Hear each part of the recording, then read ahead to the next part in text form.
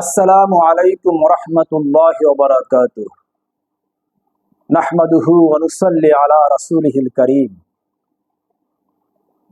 সুপ্রিয় দর্শক ও শ্রোতা,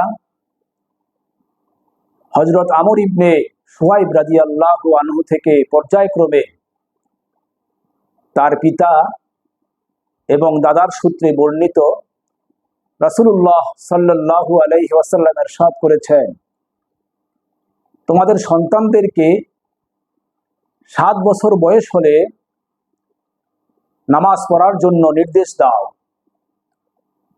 এবং 10 বছর বয়সের পরে এই জন্য তাদেরকে প্রহার করো আর তাদের বিছানা পৃথক করে দাও। আবু দাউদ শরীফ। সন্তানদেরকে ছোটবেলা থেকেই ইসলামী শিক্ষার সাথে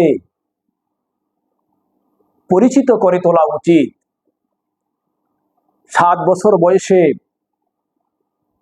নামাজের তাকিদ দিতে হবে, 10 বছর বয়সে নামাজ পড়ার জন্য কঠোরতা অবলম্বন করতে হবে, শাসন করতে হবে, প্রয়োজনে প্রহার করতে হবে, কারণ তখন তার প্রতি নামাজ ফরজ হয়ে গিয়েছে।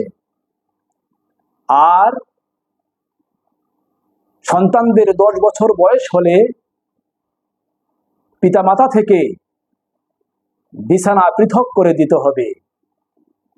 10 বছর বয়স হলে পিতামাতার সাথে সন্তানদের শোয়া জায়েজ নেই। আল্লাহ পাক রাসূলুল্লাহ সাল্লাল্লাহু আলাইহি ওয়াসাল্লামের এই অমীয় বাণী হাদিস শরীফ মেনে চলার আমাদেরকে তৌফিক দান করুন। আমিন। আসসালামু আলাইকুম ওয়া রাহমাতুল্লাহি ওয়া বারাকাতুহু।